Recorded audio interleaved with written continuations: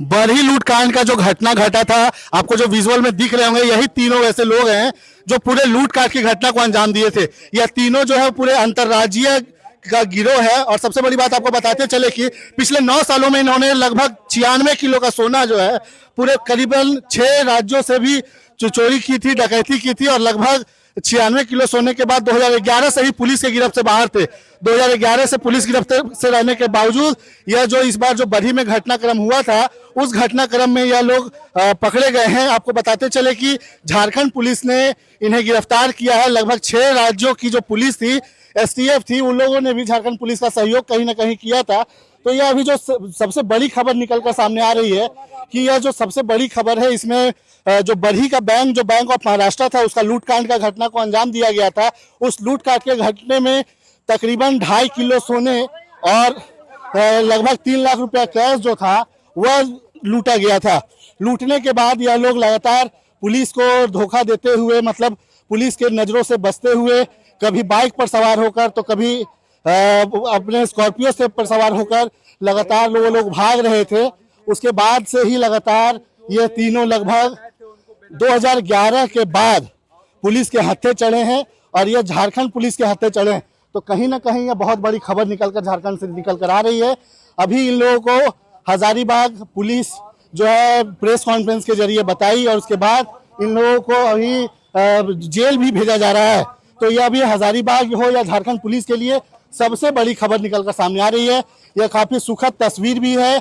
बरही में bank of Maharashtra का जो लूटकाट का घटना को अंजाम दिया गया था, उस लूटकाट के घटने में तकरीबन 2.5 किलो का सोना और 3 लाख रुपए कैश ये लोग लेकर भागे थे। आप देख सकते होंगे कि जो जिसकी चेहरा दिख रहा है, वह चेहरा देख सकते होंगे जिसे पहले ही बैठाया जा रहा है। इनकी ही चेहरा उस पूरे लूटकांड में निकल कर आ रही थी। सीसीटीवी में भी वही चेहरा दिख रहे थे। लगभग सभी को पुलिस जो है अपनी हिरासत में लेकर जेल के लिए जा रही है। कहीं ना कहीं ये जो चेहरा आपको दिख रहा है, यही जो चेहरा था, यही चेहरा जो था वो आपको सीसीटीवी में दिख रहा था। देखिए जो टोपी लगा रहे हैं, इन्हीं का चेहरा जो था वो सीसीटीवी में दिख रहा था। और यही जो लोग थे, यही बरही से लूटकांड में सहयोग कर रहे थे। और देखिए किस तरीके से हड़बड़ी में भी ये गार्ड जो है वो लगातार भाग रहे हैं और लगातार जो है इन लोगों को अभी जेल के सलाखों के पीछे भेज दिया गया है। और सबसे बड़ी जो खबर आपको बता रहे हैं, देखिए यही वो काली स्कॉर्पियो थी, यही वो गाड़ी थी। आप देख सकते हैं यही वो काली रंग की स्कॉर्पियो गाड़ी थी जिसका सहयोग लिया गया था, वही सहयोग लिया गया था। कहीं ना कहीं यह बहुत बड़ी खबर है। और खबर इसलिए भी जरूरी है कि बरही का जो लूटकाट का घटना था, उसे अंतर्राज्यीय गिरोह ने उस घटना को अंजाम दिया था। उसके बाद से ही लगातार सोशल मीडिया में चर्चाएं भी थी कि इस पूरे घटनाक्रम में कौन मौजूद हो सकता है। तो आज पुलिस ने साफ तौर पर उद्भेदन कर दिया है कि इस पूरे घटनाक्रम में अंतर्राज्यीय जो चोर गिरोह थे वो संलिप्त थे। उन लोगों को सलाखों के पीछे भेज भी दिया गया है।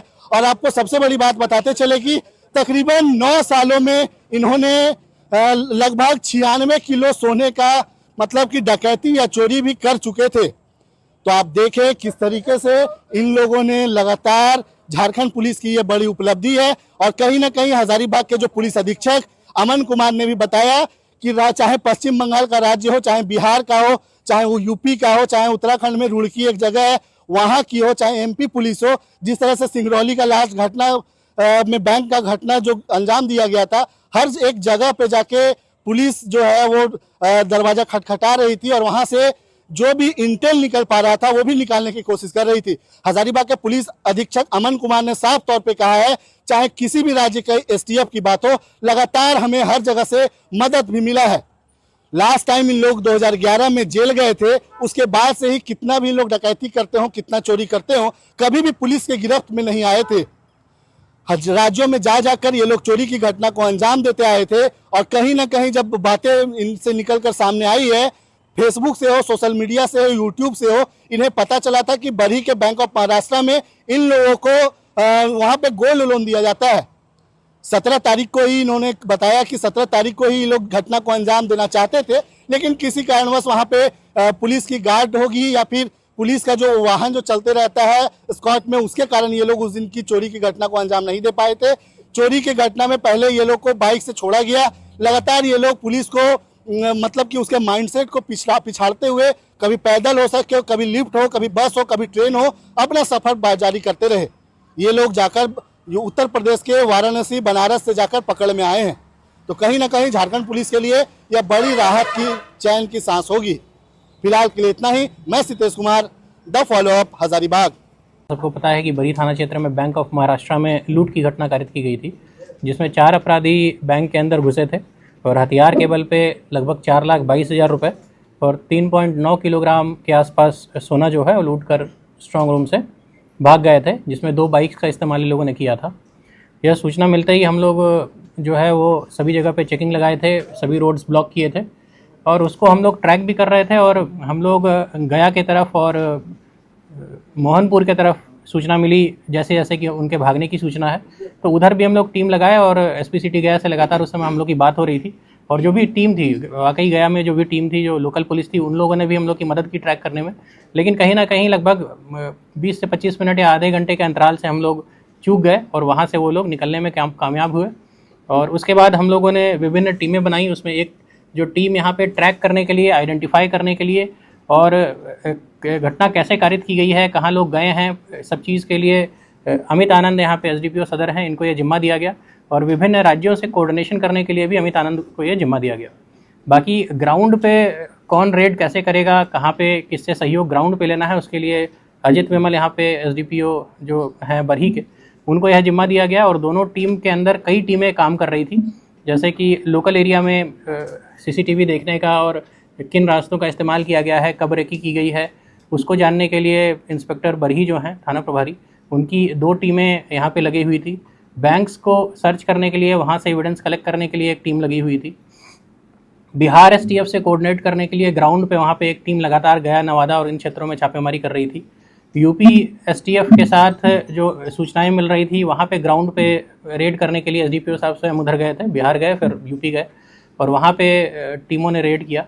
और हम लोग को सहायता जो है कहीं ना कहीं एमपी पुलिस से भी मिली है सूचना कलेक्ट करने में, उत्तराखंड पुलिस से भी मिली है। उत्तराखंड में रुड़की है जहाँ पे पूर्व में इस तरह की डकैती हुई थी, वहाँ से हम लोगों ने सहयोग मांगा, डिटेल मांगा।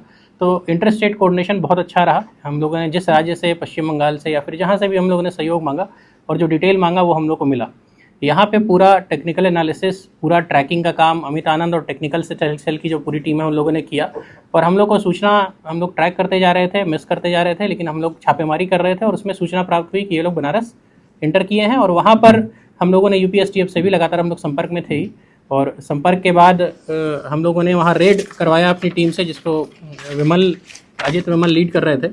और वहाँ पर संयुक्त सहयोग से राजभर बस्ती सिंहपुर स्थित हरुआ रिंग रोड, जो इसमें लिखा हुआ है थाना सारनाथ, यहाँ पर इनके वाहन को घेरा गया। ये स्कॉर्पियो हम लोगों ने आइडेंटिफाई किया था, स्कॉर्पियो रेकी में भी इस्तेमाल किया गया था, जिसका नंबर यहाँ पे लिखा हुआ है, नीचे खड़ी है स्कॉर्पियो। तो यहाँ पर जब इनको हिरासत में लिया गया तो इनसे पूछताछ करके लगभग 912.22 ग्राम सोना, 20 लाख रुपए और जो ये स्कॉर्पियो थी, और ये तीनों लोग पंकज सिंह, मोहम्मद अफजल और सौरभ कुमार यादव, इन तीनों की गिरफ्तारी की गई। और वहाँ से हम लोग इनको रिमांड पर वर्तमान में लेकर आए हैं।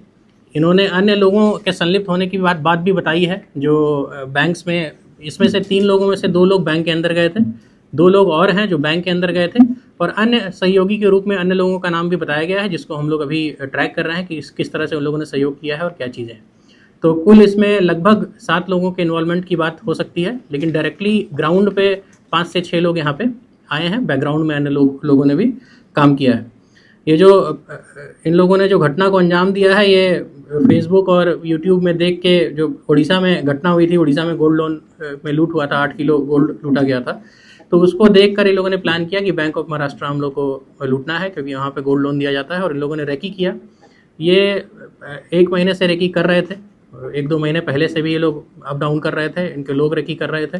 और 17 को भी ये अटेम्प्ट लेना चाह रहे थे, लेकिन कुछ कोऑर्डिनेशन का भी इशू हुआ और शायद आसपास पुलिस गश्ती वगैरह भी थी, तो उस समय लोगों ने अटेम्प्ट नहीं लिया। तो 17 को नहीं करने के कारण फिर इन लोगों ने अगला अटेम्प्ट जो है वो समय देखकर दूसरे दिन, जो आपको घटना पता है, उस दिन का ये अटेम्प्ट लिया। और इसमें जो वहाँ पर जब इनकी गिरफ्तारी हुई तो उन्होंने बताया, जो बाइक का इस्तेमाल किया गया था, वो बताया कि गया में वो बाइक स्टेशन पर हम लोगों ने रखी है। तो गया पुलिस से भी हम लोगों ने सहयोग लिया, गया एसटीएफ से हम लोगों, बिहार एसटीएफ से हम लोगों ने सहयोग लिया। और वहाँ पे जो दोनों बाइक इस्तेमाल की गई थी उसको भी हम लोगों ने बरामद किया है, जो कि नीचे लगी हुई है, बाइक और गाड़ी दोनों ही नीचे लगी हुई है। आने जाने के लिए इन्होंने डिफरेंट रूट्स का इस्तेमाल हमेशा किया, कभी गया बरी से आए, कभी नवादा से आए, कोडरमा से भी बीच में आने की बात आ रही है, धनबाद वाले रोड को भी यूज़ किया। तो एक रूट लगातार रेकी के लिए यूज़ नहीं किया ताकि कोई अगर बाद में ट्रैकिंग करता है तो कन्फ्यूजन हो। आने जाने के क्रम में लोगों ने कभी डबलिंग की, कभी ट्रिपलिंग की, कभी सिंगल रहे, तो थोड़ा पुलिस को भी कंफ्यूज करने के लिए इन लोगों ने अपना टैक्टिक्स जो भी था अपने अनुसार इन लोगों ने लगाया है। जो भी हथियार वगैरह है उसके बारे में जानकारी हम लोग को मिली है, जहाँ पे इन लोगों ने छुपा के रखा है। हम लोग अभी पुलिस रिमांड के लिए अप्लाई करेंगे, क्योंकि हम लोग अभी लेकर आए हैं, इनको प्रस्तुत करेंगे कोर्ट में, और रिमांड पे अप्लाई करके अन्य जो चीज़ें हैं जो भी इन लोग के पास है वर्तमान में वो बरामद करेंगे, और अन्य जो अभियुक्त बचे हैं उन पर भी हम लोग छापेमारी करेंगे। यहाँ पर आप देख रहे हैं तीनों लोगों का आपराधिक इतिहास लिखा हुआ है, लेकिन यह शायद समेकित नहीं है। हमको मतलब जहाँ तक जानकारी है कि अन्य कांडों में भी इनका संलिप्तता रहा है। और इसमें जो दिख रहा है, इसमें पटना, पश्चिम बंगाल, बिहार, यूपी और उत्तराखंड जैसे राज्यों में, विभिन्न राज्यों में इन लोगों ने लगातार डकैती की है। ये अंतिम बार शायद 2019 में 2011 में जेल गया था, मतलब काफ़ी साल पहले ये जेल गया है। उसके बाद लगातार बाहर था और कई डकैतियां कर चुका है, और कई स्टेट की पुलिस इनको ढूंढ रही थी, और कई स्टेट में ये लोग वांटेड हैं, जो लोग इसको रिमांड भी करेंगे। और हमारी टीम ने बहुत मेहनत करके इन्हें खोजा भी है, पकड़ा भी है। और जो भी टीम यहाँ बैठी है और इसके अलावा बैकग्राउंड में बहुत सारे जवानों ने और ऑफिसर्स ने भी काम किया है, तो वो हम लोग डिटेल इसमें दिए हुए हैं। जो सामान बरामद है वहाँ सोना है जो 912 ग्राम है, लगभग 1 किलो के आसपास, नगद है 20 लाख रुपए, 6 मोबाइल फोन है वर्तमान में, एक स्कॉर्पियो गाड़ी है। गोल, जहां 27 वर्षों के सफर में 17,000 से भी अधिक छात्रों ने डॉक्टर एवं इंजीनियर बनकर भरे सफलता की ऊंची उड़ान, जहां साधारण छात्र भी झारखंड टॉपर्स बनकर बना रहे इतिहास। दूरदर्शी शिक्षाविद श्री विपिन सिंह के मार्गदर्शन में मेडिकल एवं इंजीनियरिंग के लाखों छात्रों के लिए आशा की किरण के रूप में गोल नेशंस लीडिंग इंस्टीट्यूट। प्रॉब्लम हो गया और सडनली हो गया, अचानक हो गया। तो Jeevan Jyoti super specialist hospital में एडमिट करके इनका एंजियोग्राफी कराया। एंजियोग्राफी करने के बाद वो अपना रिपोर्ट दिया कि इनका 95% प्लस ब्लॉकेज है, स्टेंट से काम नहीं चलेगा, इनको बाईपास करना ही पड़ेगा। तो कबीर हर्ब है। जब यहाँ पहुँचे फर्स्ट टाइम में इनको दिखाया तो माशाल्लाह रिपोर्ट बहुत बढ़िया है। 1 सप्ताह अंग्रेजी दवा चलाना है, उसके बाद दवाई बंद कर देना है।